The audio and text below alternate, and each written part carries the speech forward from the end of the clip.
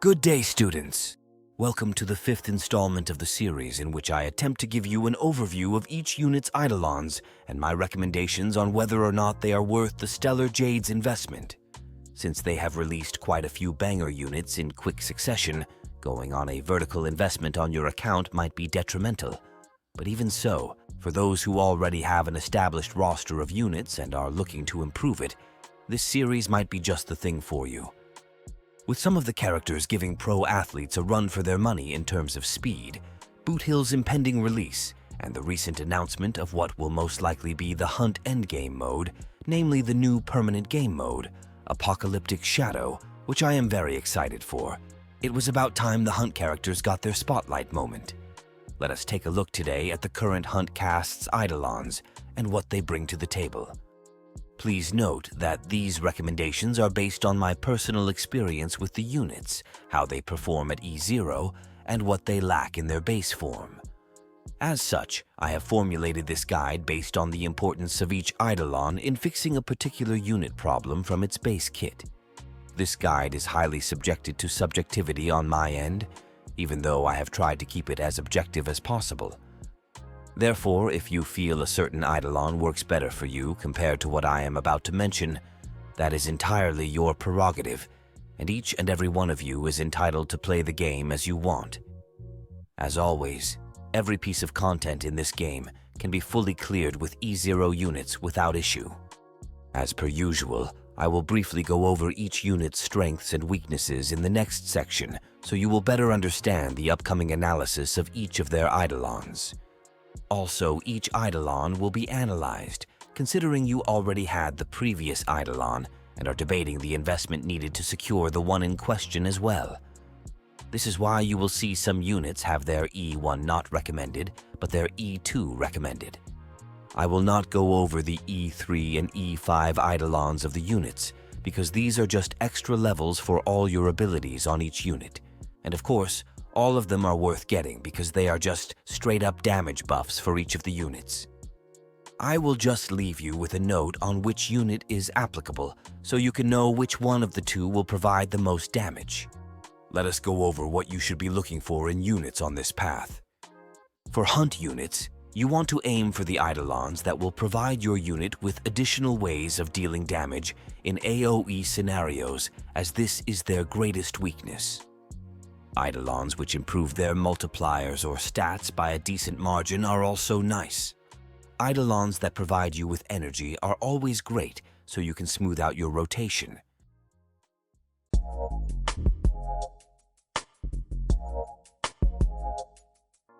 Dan Heng. He has pretty decent multipliers in his kit, and he is also a fairly fast unit, even compared to other Hunt units mostly used in the early stages of an account. Reliant on allies' abilities in order to get the most out of his kit, lacks AoE abilities which are crucial in most endgame content.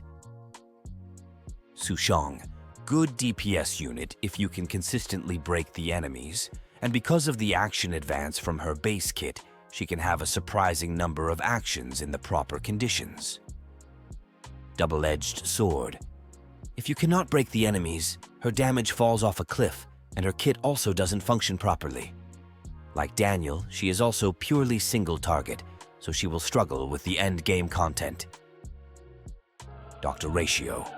Best unit in the game bar none, absolutely flawless kit, potential and physique. Okay, fine, I'll stop.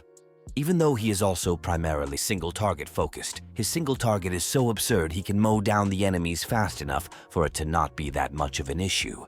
He also gets a decent amount of crit stats from his base kit, making him easy to build. It requires a ramp-up time in order to stack his crit and damage buffs, and if you encounter an enemy tough enough for him to struggle to kill with ease, he will start to struggle to clear the content, especially if that stage also has additional enemies. Selee. Like Ratio, she has a high single target damage ceiling, but unlike Ratio, she has the ability to deal with multiple enemies more consistently due to her extra turn mechanic. The added quantum resistance penetration from her base kit is also a nice addition.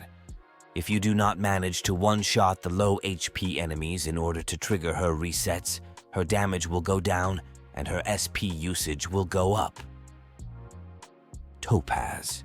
Premier follow-up sub-DPS/support unit for follow-up teams, but you can also use her as the main DPS as her damage is not to be trifled with. Well, Numby's damage, as he does most of the heavy lifting, can also be run as a SP-positive unit. Outside of follow-up composition, she is not that great, and has the same issues as the 4 star hunts, as she does not have the same gimmicks that Ratio or Seele possess. Yanqing. He is good against enemies resistant to ice, and is easy to build thanks to his free stats from his base kit. He is a pure single target, so he will struggle against harder content where AoE is needed. Damage falls off a cliff if you are not using a shielder with him, as he will lose his buffs when hit. Power crept by Jingliu in under 1 year. May he find rest playing games with the general.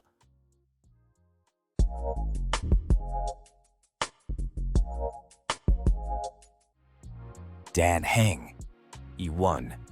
A nice crit rate buff, but it is restricted by requiring the enemy to be at more than 50 HP, so you cannot rely on it to alter your build as half the time it will not be present. Not recommended. E2. While this one will help him in the overall team rotations, as you may use the support abilities more freely on him, it still doesn't fix the fact that you are depending on your allies to activate it. Decent pickup for the quality of life it brings, and the additional damage he will do over the course of the fight as his talent will proc more. E4. Works well in conjunction with his E2 for some quick damage combos, so this one is also decent for maximizing his damage. E6. No, just no, it does nothing in the grand scheme of things.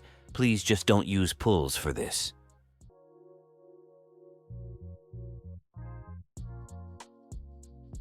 Sushang, E1. It helps her skill point economy, as it allows you to get a free extra skill after you break an enemy. Decent pick for quality of life. E2. Not really needed, as she should not be the subject of enough attacks for it to matter, therefore not recommended. E4. A decent damage buff when you break the enemies with her, but by no means needed for her to do her thing. E6. Allows you to build attack boots, as you will get a good amount of speed from it to pass the classic speed breakpoints from it alone.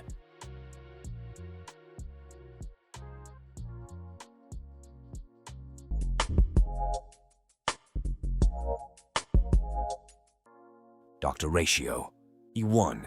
Free crit stats. With the amount of free crit stats you will have from this and his base kit, plus the equipped light cone, you could build HP on his relics, and he will have a better crit ratio than most of your other units. But it's by no means needed, as it only gives some additional crit stats which he already has and you can get from your relics. E2. Pretty sizable damage buff, especially if you can consistently apply 4 debuffs on the enemy. Good pickup to maximize his damage.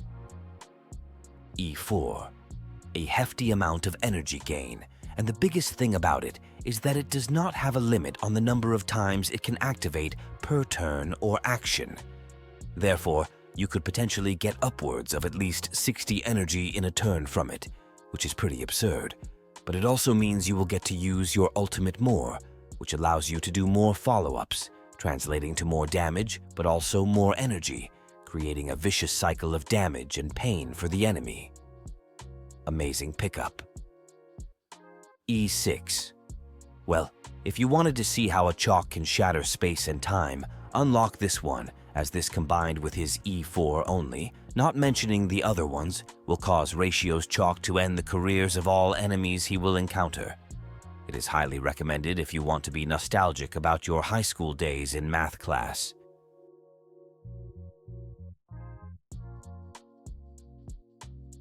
Selee, E1.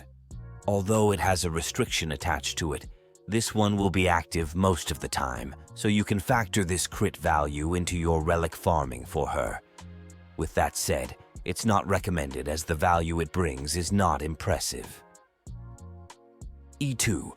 Sizable damage buff from the speed it will provide, but this is mostly true if you have her light cone equipped. Otherwise, it loses a bit in value, but it will still enable you to run attack boots on her and still be able to reach the speed thresholds from it. Good pickup. E4. The same as Ratio's E4. The only caveat compared to Ratio is that the amount she gets from using her ultimate is lower compared to him doing it. Decent pickup, but not needed to maximize her damage as she will get her ultimate consistently even without it. E6. Pretty complicated one, but essentially you can look at it as a kind of follow-up damage done on the enemy after she uses her ultimate and the allies attack said enemy. The enemy will take additional damage based on Seele's ultimate damage.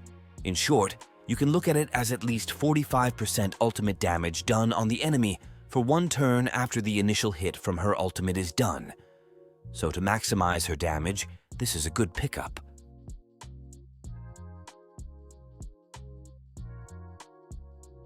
Topaz, E1. While this one may be the one which boosts her own damage the least, it's also the one which boosts the team's damage the most, if you're using her in a follow-up team at least, which you should.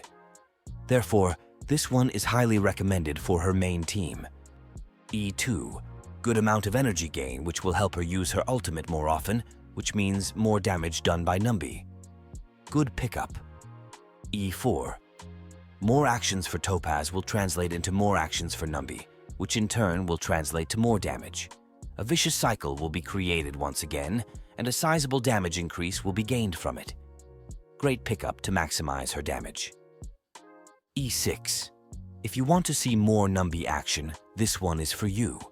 If you want to see Numbi power roll everyone, this one is also for you. Another hefty increase in her damage and a great pickup.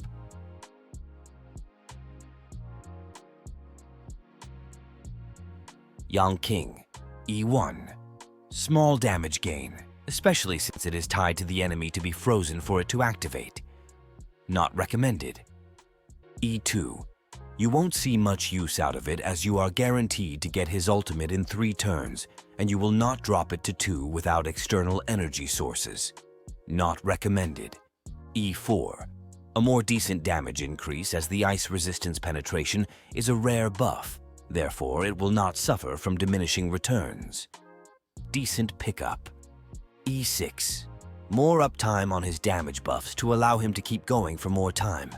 Also decent to maximize his damage, but if you reached this point, I am truly sorry for you and I hope your luck will turn around in the future.